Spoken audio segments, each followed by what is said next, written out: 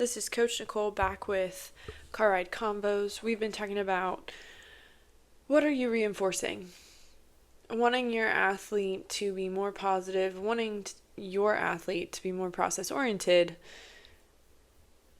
And as a parent, it's great to look at what you're reinforcing.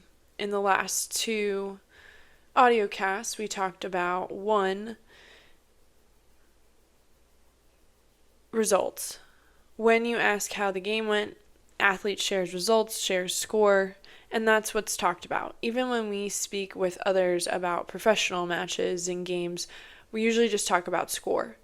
So next time your athlete tells you about win or loss, scores throughout the game, really acknowledging that and then turning toward, hey, what helped you to achieve that win? What did you do? Or even though you lost, what are some things that went well?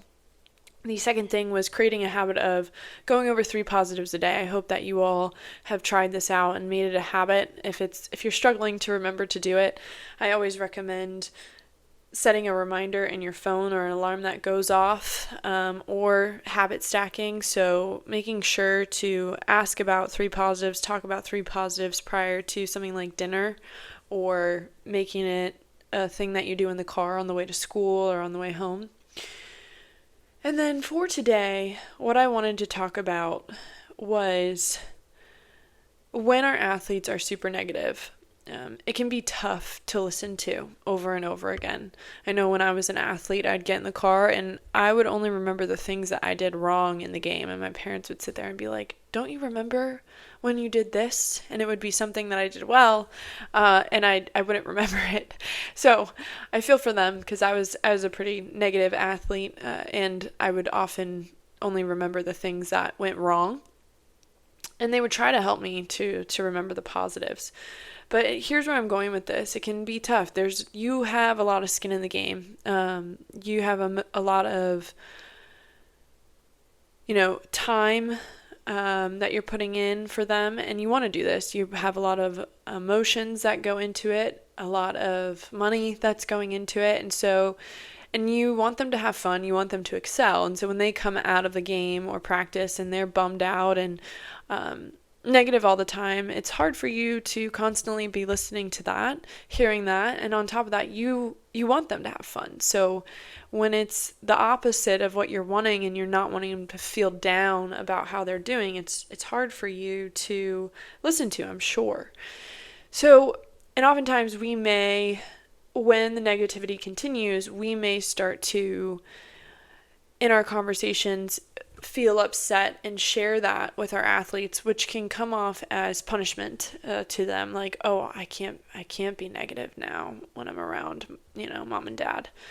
And so there's that fear of, well, if I share how I'm really feeling, then I may get in trouble or I'm doing something wrong, which isn't what we want, right? We want our athletes to want to come to us. We want them to be open with us and share. But again, it's hard.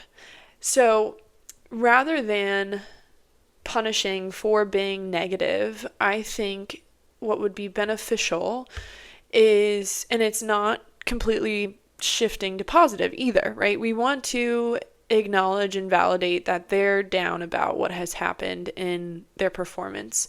We want to be down with them. Now, we don't want it to spiral and then we're just all negative all the time. Of course not.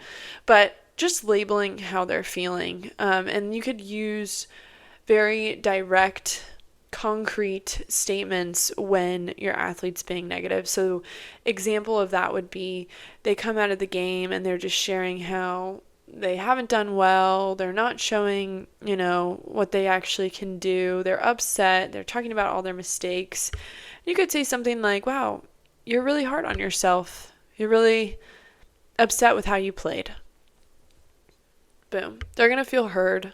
They may vent a little bit more, but rather than shutting them down and saying, gosh, you're so negative all the time. I don't understand. Why can't we be more positive?